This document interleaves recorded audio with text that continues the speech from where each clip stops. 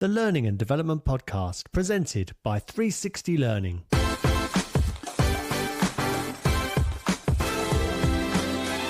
Hello listener and hello viewer if you're joining us on YouTube, and welcome to the Learning and Development Podcast. I'm David James, and today I'm delighted to be speaking again with Egle Vinauskaite about a new report called The Transformation Triangle, which looks to make sense of what's going on with AI in L&D today.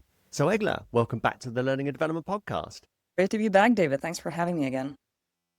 So Egle, following on from last year's AI Race for Impact report, which we discussed on an earlier episode, what was your aim of this new report? We have been researching and publishing these reports for 3 years now, and I don't think I'll surprise anyone when I say that organizations move at different speeds, obviously. So we looked at how L&D is using AI, so for the past 3 years, but last year a different phenomenon emerged. We started noticing that in some organizations, they have gone so far and so fast on AI that it wasn't a question of how L&D team is using AI anymore. It was a question of what the L&D team is even for when employees themselves are using AI in ways that used to be part of L&D's job, frankly.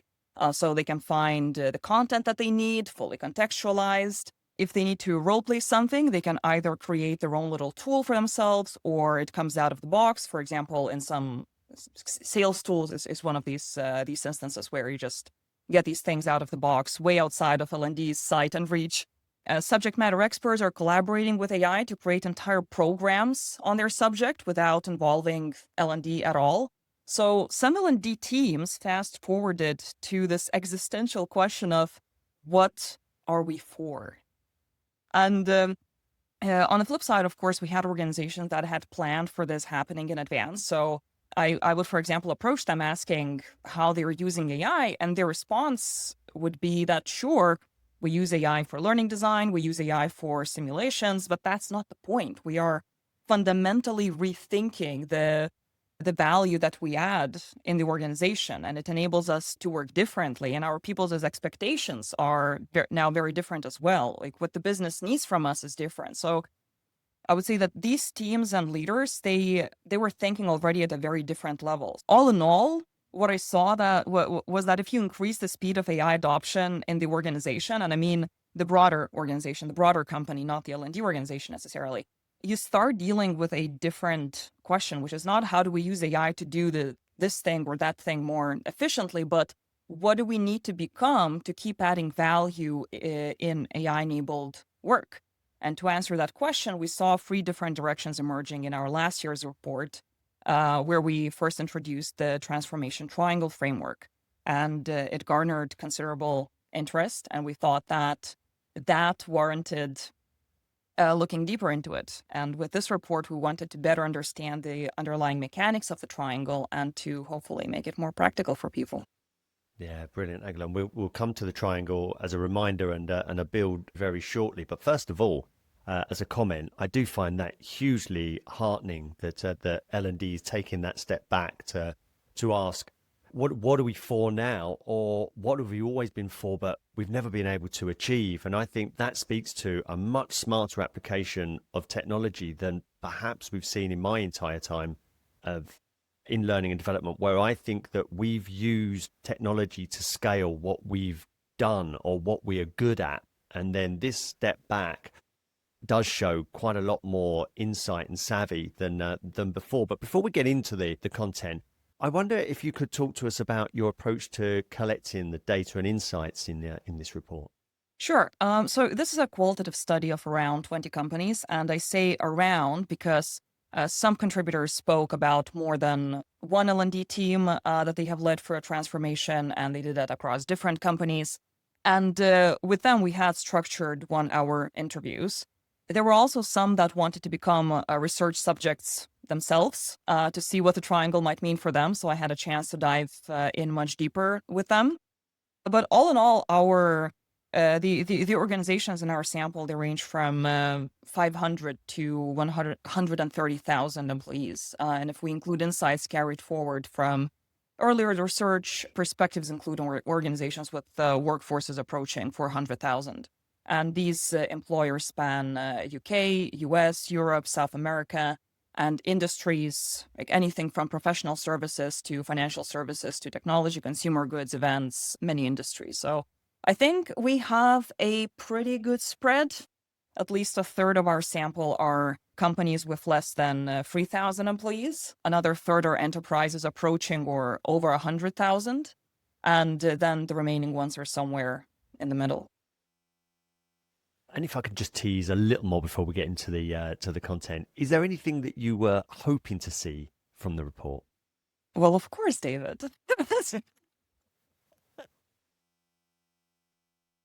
What might that be? This is why you don't ask a yes or no question.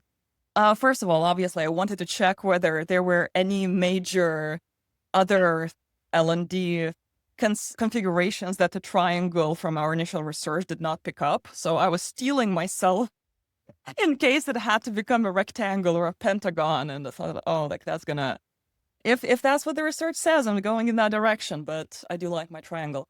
But then I wanted to understand what makes you end up in one place on the triangle or another. So why some L&D functions managed to escape from the pool of content and others didn't, or what headwinds they were facing at the time of the research, if they were kind of somewhere in the process, like what does the process look like? Where are they perhaps in comparison to the path of another company, right? And if you do escape content, why do you gravitate towards one configuration, like one triangle and not the other? So ultimately, I wanted to understand what the triangle means for the potential direction of the L&D teams that are perhaps just now starting to feel the same existential questions emerging that some of the companies that we have spoken with, that they realized maybe a few years ago, just because of the how the AI transformation has gone in their company. So yeah, what it means for the potential direction for these L&D teams and how they might start thinking about what they might need to become. So conveniently, it maintains as a transformation triangle. Good luck if it becomes a rectangle or whatever that is next year, Egle. But while it's still a triangle, I wonder if you could just take a moment for us to remind us of what it is and what it's made up of and what it's moving away from. So the transformation triangle is a strategic framework for L&D leaders, if I had to put it in a single sentence. It maps the territory beyond content-focused L&D, describing what L&D functions can become once content production is no longer their primary value proposition. And I want to stress this here because it is not about eliminating content work altogether, although that is possible in some instances that we saw. A lot of high-performing L&D orgs still do some content or some version of it, right? It is about not being organized around it anymore. And David, there's actually your own quote from some time ago where you said that L&D is often focused on solving content problems and not performance problems. So how to create content, how to manage content, how to track content. I think it might be. I think it is right to think of the transformation triangle as perhaps a framework that helps you think about how you move beyond that. How do you change your focus and reorient yourself? So I like to think of it as a diagnostic and strategic lens that helps L&D orgs and specifically leaders understand where they are, what their organizational conditions enable, and what needs to change. So at its core, the triangle identifies three distinct configurations that L&D functions can organize around, which is skills authority, enablement partner, and adaptation engine. So skills authorities, L&D organized around treating skills as a critical business asset. So really knowing what skills they have, what they need, how to close this gap. So having this deep expertise in closing that gap, right? We have enablement partner, which is L&D organized around the expertise that is already embedded or emerging in the workforce. So their job and they're configured as a team to surface, to connect, to ensure, to unlock these expertise flows across the company so that it's not siloed, so that it can scale across the company, right? It's a different way of thinking about the role of L&D because it's more about saying that, you know what, people who do the work, they know what they need best. So our job is not to centralize and kind of be the experts and own content, or not content, own the way learning happens and development happens in the organization. Our job is to let go of that and to just make sure that once we give the control to other people, to people who are the experts, let them lead on it. Our job is to make sure that the processes, the infrastructure, the ways of working, the everything is in place for them to share that expertise. And adaptation engine is L&D organized around performance as a systems problem. So diagnosing what is shaping performance. It's going beyond skills and towards, like, I like to think of the trifecta of skills, tools, and processes. So the whole performance environment, and having the permission and ability to intervene in that environment if needed, right? So it's expanding the scope. And essentially, the end goal of each configuration is, of course, individual and organizational capability, but what differs is the path that each of them takes to get there. Brilliant. And that serves as an incredibly useful reminder and grounding for the rest of the conversation here. Now, I realize this is a massive question, Egle, so please excuse me with this, but what did you learn from the L&D leaders that you spoke with this time round? Well, the easy answer is the entire report. Because what we learned. No, but maybe if I took a bit of a bird's eye view, a bit of a meta insight, now that I've had a bit of distance from the actual writing of the report, now that it's been published for a few weeks. The thing that surprised me most was how little the quality of thinking predicted the outcome. I mean, it's a prerequisite, but it's also the tip of the transformation transformation iceberg, if you will. Oh, I see another framework coming. No, I'm so what I mean here is that some of the most sophisticated L&D leaders that I spoke to, so people who could articulate exactly what needed to change, who had the right, who had, who could say the right things and were asking the right questions, and they were thinking in the right way. And like the word "right" is carrying a lot in what I just said, but in the kind of in the broad sense, right? Like what we consider to be the this kind of more advanced, sophisticated L&D leadership, right? And I would meet these leaders, and they were leading functions that were still struggling to transform. And the thing that very often we speak about when we speak about L&D transformation at conferences or on LinkedIn is we use phrases like "stop being order takers," "get a seat at the table." And having gone for this research, it has become very clear to me that this is not nearly enough. Transformation isn't primarily an intellectual problem. It's not a mindset problem. It's a structural problem. And having the right ideas is necessary, but nowhere near sufficient. So hopefully the report on the triangle unpacks some of that complexity and various forces involved. Lovely. I'm going to speak on behalf of the listener here and ask, how would they know which path on the triangle is the right for them in their company?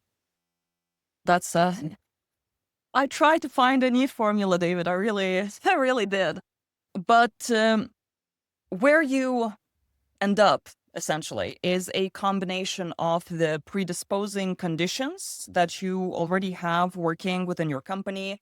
They might be working in favor or against certain directions that you might want to take, and the judgment calls that you make as a leader. So it's the predisposing conditions, and kind of they draw you in a certain direction, and then it's you who makes a call. And each triangle point has certain conditions. So we call them gravitational pulls in the report. Without going too deep into them, I'm going to give you a few examples so that the listeners can get a bit of an intuition what they mean. So, for example, if you're moving towards skills authority, ideally you want to already have an environment where professional development feels personally consequential to employees, which means that their skills affect their promotions or any other ways they might want to move within their company, maybe their professional status or whatever it is, so that they are consequential. Because if you just deploy a skills platform that measure skills, as we know, these platforms are really difficult to get people to engage with them, to update the skills to be meaningful. So yes, it is possible to build an environment where they work, but if you already have an environment where people are very attuned to capability and the organization is very attuned to the capability that people have, then skills authority might be a way to maybe professionalize it and structure it a bit more. So it's a bit of a path of least resistance if you have these kind of conditions. Then for enablement partner in this case, well, first of all, you need to have expertise that drives performance that might already exist in the organization. So maybe at the front line, in client relationships, in the daily work of people that are doing highly contextual work. So we have scientists, consultants, software engineers, frontline employees, creative practitioners. These kinds of people, they continuously accumulate know-how that no central team could design in advance. So if you have this kind of company where that is emerging, where perhaps, again, this is not a finite list of the types of people you might have, but if you have these kind of conditions, that might be that, maybe enablement partners is the path of least resistance, right? It's something that, again, it takes a step to structure things rather than create something from scratch. And for adaptation engine, it is very difficult to move in the direction of adaptation engine if L&D does not already have proximity to where decisions are made, if it does not have established relationships with other parts of the business, or if it very much depends on where L&D sits in the org chart in this instance. So it's a bit of a structural move, and probably adaptation engine is most, maybe the scariest. It's the boldest, definitely the boldest move here. But again, I want to caution here that these are gravitational pulls, and you can fight against that gravity. And sometimes it is important that you do that because the past or even the present does not have a straight line to the future. You might have the predisposing conditions for one point of the triangle. However, you as a leader, you are part of the business strategy conversations with the C-suite, and you know that your business is going to change in a certain way. And then you make a judgment call about a different direction. Although it would be easier for you to move with the current grain of the organization, you choose to build something completely new. But we do list 3 questions that hopefully will help reflect on the on which direction is the most suitable one. So there are these conditions and there's a judgment call. So we wanted to extract what are the key questions that informed the decisions of the people that we spoke to in the sample. So the first one is, what is the most important performance problem that L&D could own if it were configured differently? Is it that you don't have credible skills data to staff projects because that's the kind of business that you're part of? Or is it that your organization is slow to respond to market changes or technological changes, which, again, that indicates where this unique value proposition for L&D might lie that no other function in the company is ready or capable of owning? So that's question one. The second question is, which of the 3 configurations which your organization actually support? Because we need to be realistic here that not all organizations will support L&D, for example, leading system-level interventions, working not just across skills, but tools and processes, right? Or that they would support L&D stepping back from centralized content production and letting go of some of that supervision, right? So it's important to understand the boundaries that you're operating within. Not that you cannot massage those boundaries over time, but it's important to understand the scale of the challenge that you're signing up for. And question 3 is, what does the L&D leader bring to the decision about where to go and the ability to execute on that decision? Because all of us as professionals, we have our areas of expertise and we have our areas of comfort.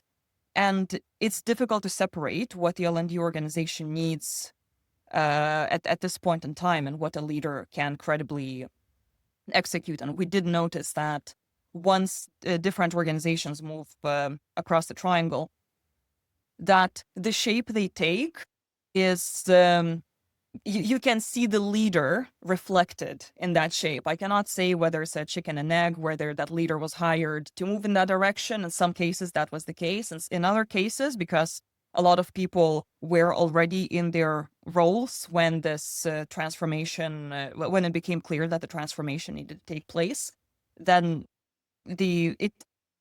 as is always the case with these things, it's not a straight line. This is not physics, but there is definitely a correlation between where you end up on the triangle and what your natural inclination and strengths are as a leader. Yeah, very interesting. And I suppose that where that takes me then, Agla, is are there examples of organizations using a combination of these approaches? Say for example, for the enlightened L&D leader who was all in with skills, but with a collaborative learning lens as well, seeking to capture and utilize the expertise that resided inside the organization? Yes, definitely. And in fact, the highest performing organizations we looked at were strong across more than one triangle point. But the interesting thing is how they got there, because what we found is that the organizations with real strength across multiple dimensions, they had gone very deep on one of them first. And there's something interesting that happens when you go deep enough is that it starts generating the others almost as a side effect. So the clearest example is one of the organizations we looked at that had built a skills infrastructure which was working, which was meaningful for people, and all of that. They made skills visible and stakes real, right? And over time, without anyone designing it, employees started self-organizing. They started seeking out their colleagues who had the skills that they needed. The knowledge started to flow, which is an enablement partner characteristic, and all of it emerged because the first approach had gone deep enough to create the conditions for the second one, right? The same pattern ran in the opposite direction too. An organization we spoke to that had organized itself around making expertise flow, so surfacing what practitioners knew, scaling what worked locally. They were creating their own performance support tool and so on. And what they found is that over time, it had accumulated a surprisingly detailed picture of what capabilities actually mattered in practice and who had them, right? So it's not from a skills framework, but from watching what people sought out and what proved useful. So this is another example of the kind of the primary approach, the organizing logic, as we call it, creating a byproduct as the starting to pull the other points of the triangle. So the short answer to your question is yes, absolutely. Combinations are real and common among high performers. In fact, some of the most sophisticated and high-performing learning L&D orgs, they have nearly maxed out the triangles. Like their triangle actually looks like a triangle if you mark them across the framework. But the path to that almost always runs through genuine depth in one direction first, rather than moderate investment across all three at once. Like, oh, we're going to diagnose systemic problems, and we are going to launch a skills platform, and we are going to do some community building so that people can share things. Yeah, well, makes complete sense, and you're going to build your influence up by because any one of those directions on the transformation triangle leads to impact, and so with impact grows influence and the like. Which kind of leads me on to the next question, because as I got deeper into the report, Agla, you've got this section which explores the gritty reality of organizations, and so this isn't a theoretical report based on what you can achieve if the weather or the climate remains sunny, shall we say, throughout. Because the section you've got is on organizational blockers or drags that stop L&D from changing. And I wonder if you could spend some time unpacking this for us. So when you move beyond content-focused L&D, the transformation happens in two stages. So again, using the space travel metaphor that we use in the report as well, I'm a big fan. So at first, you need to reach escape velocity from content, and then you are caught by the gravitational pull of one of the points. So escape velocity first, just like a rocket escapes Earth's atmosphere, and then it's caught by Mars or whatnot. So the drags are the forces that stop you from reaching escape velocity from content. They are the forces that pull you back down into content production. And there are three drags: structural, cultural, and capability drags. The first one is structural drag. This is about the conditions that make transformation difficult or sometimes impossible, regardless of how capable or determined the leader is. It includes things like where L&D sits in the organization, whether it has access to the right conversations, whether it has the mandate to do something different, whether the organization has the built-in conditions that make development personally relevant to employees. They are the architectural problems. They often require organizational decisions that go beyond what any L&D leader can create alone. So these are structural drags. The second one is cultural. So the cultural drags. This is the weight of accumulated expectation. Essentially, what is culture, right? It is what the business has come to believe that L&D is for, and what L&D has come to believe about itself as well. Because business units keep bringing content requests because this is what L&D has always provided. L&D teams define their own value in terms of what they produce, because this is what they were built to do, and this is what they have been recognized for, and they are proud of that, and so on, right? So these expectations are not malicious. They are just deeply habitual, might be the word, and they shape every interaction before anyone has said a word. So like there's this culture thing. I think any leader or any of us in L&D, we intuitively know what that is, like the cultural drag. So it was interesting to kind of delineate how it shows up in various instances. And the third one is capability drag. And this is about whether the leader and the team have what it actually takes to operate differently. And we actually separate it into two, like the team capability and the leader capability. Because a leader can have the right vision and the right mandate. So you have, say, the culture, the structural drags sorted out. But you still find that the team was hired to produce content and it does not yet have the skills to do performance consulting or community architecture or diagnostic work, things like that. Obviously, they can upskill, but you need to understand what you're starting with, that this is a distinct thing you need to take care of, right? And that gap between the vision and the team's actual ability is one of the most common reasons that transformations stall. Not because the intention was wrong, but because the execution capability wasn't there yet.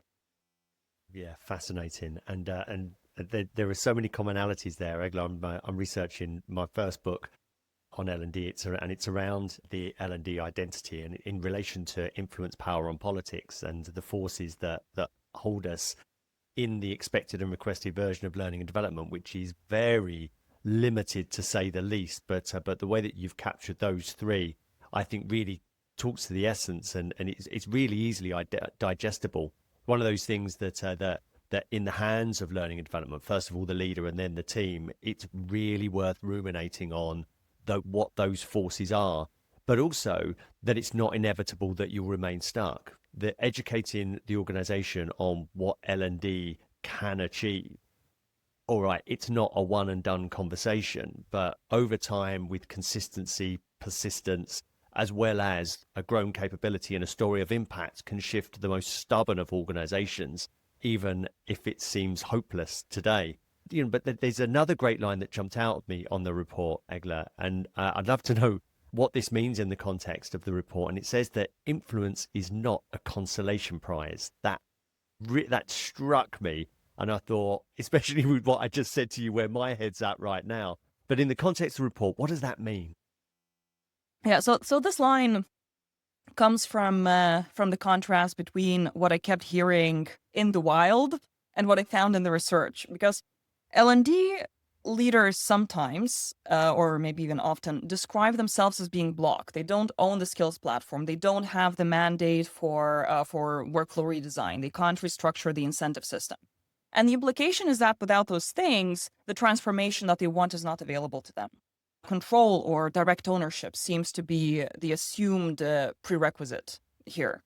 But what the research showed was almost the opposite, that there are two levers that you can pull. There's control and then there's influence. And some of the most impactful functions that we spoke to, they owned very little. So in some instances, they didn't even have the people, like in their team, they didn't have the people who had the skills to execute what they wanted. But they had built the relationships and credibility to be present in conversations before decisions were made. And that turned out to matter more than direct ownership. Because if you're in the room when a performance problem is first named, you shape how it gets understood, right? You shape how you approach it and how you kind of present yourself and what the end solution is. And if you arrive after the decision has been made, you are there to execute someone else's conclusion. So the reason I called influence a consolation prize is because this is how it tends to get treated. You own something if you're serious, and you influence something is if you could not get the ownership of it, right? But that framing misses something which turned out to be quite important. And it was really stark, actually, having these interviews with people, is that influence done well lets you shape outcomes without carrying the overhead of ownership. So the practical version of it is that before you conclude that you cannot do something because you do not control it, you do not have access to it, ask whether you're in the right conversation at the right time. A lot of what looks like a control problem is actually a proximity and influence problem. You're not in the room early enough, or the relationships that you have are not strong enough for people to want you there. And yes, these are still problems that you cannot solve, in a day or a week, or just, you just show up and suddenly people rejoice that you finally joined this very important meeting.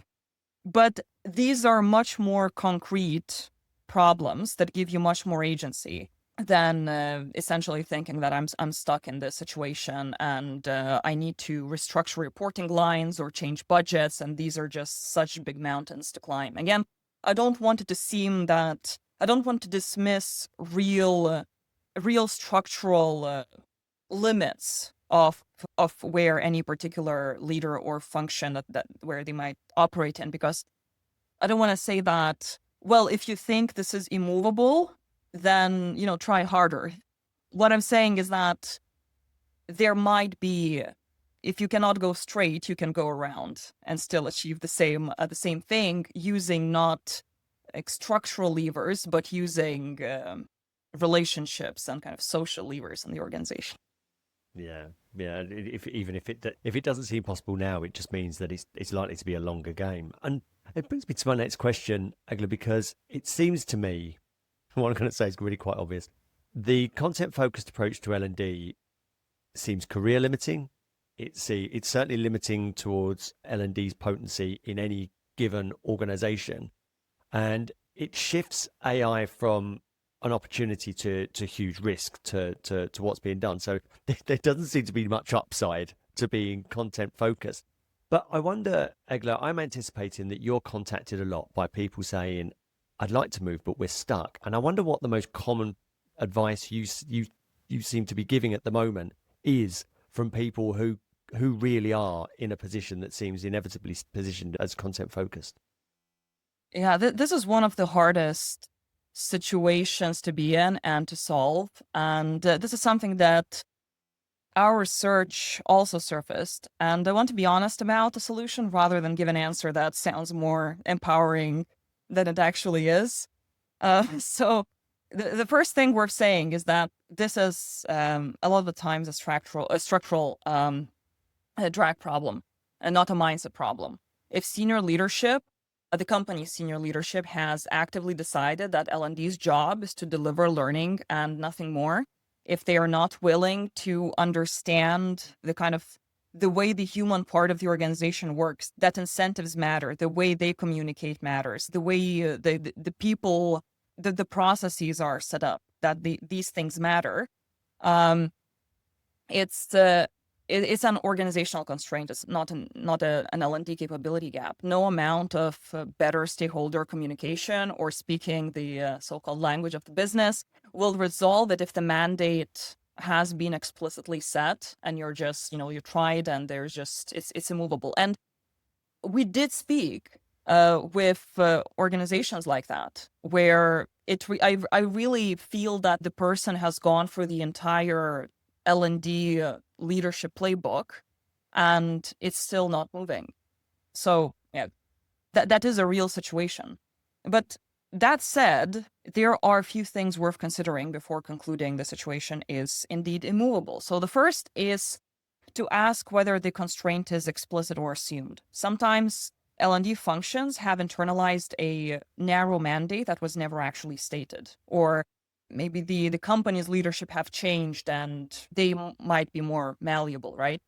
So L&D stays in their lane because this is what they've always done, not because anyone told them to. And it is worth testing the boundary before accepting it. The second is actually something similar to what you suggested a few times in this conversation, David, which is to look for the smallest possible version of a different kind of value, right? You are unlikely to be given permission to redesign workflows or to be given permission to suddenly build and own a skills infrastructure just, from 0 to 1. But you might be able to investigate one performance problem in a different way, right, before commissioning a solution, or surface one insight about capability that the business had not considered, and they might not take your advice. But actually, on this topic, this question was asked. One of our research contributors, he was speaking at another conference a few weeks back, and he was asked this question, and I don't want to misrepresent his words, but his answer was that essentially,